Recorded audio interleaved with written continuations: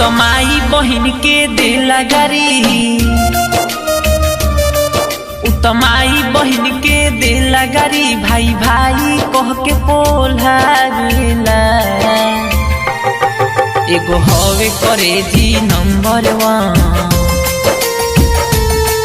एगो हवे करे जी नंबर 1, सरवा सबके गरियावेला। एगो हवे करे जी नंबर 1, सरवा सबके गरियावेला। तो माई बहिन के दिला गारी। Mix by Sneha recording studio Jamo Chand टोला।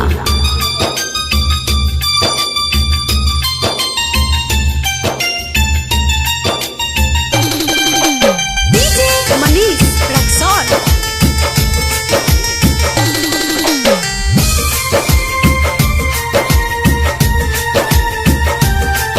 अपना के तेजू बनेला,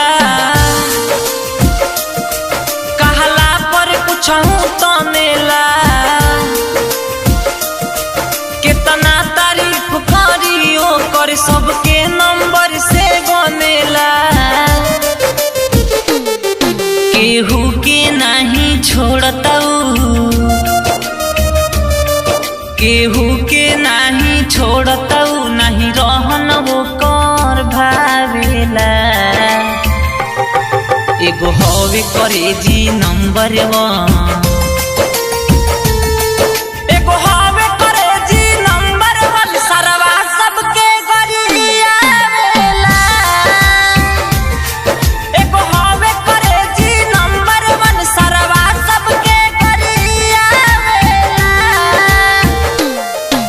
तो माई बहिन के दिला गारी। Mix by Sneha recording studio Jamo Chand टोला।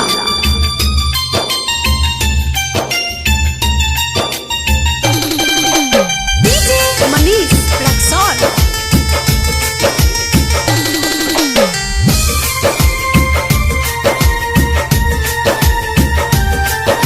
तो बोलेला बेपर्दा हो, इज्जत के उड़ावे गर्दा हो। अब छोड़ब ना हम ओकरा के, ओकर पूरा क देब श्रद्धा हो। कहे गोलू सुजीत सुदर्शन, रितेश बलम कहेला, सब मिलजुल के समझावेला। एगो हवे करे जी नंबर 1,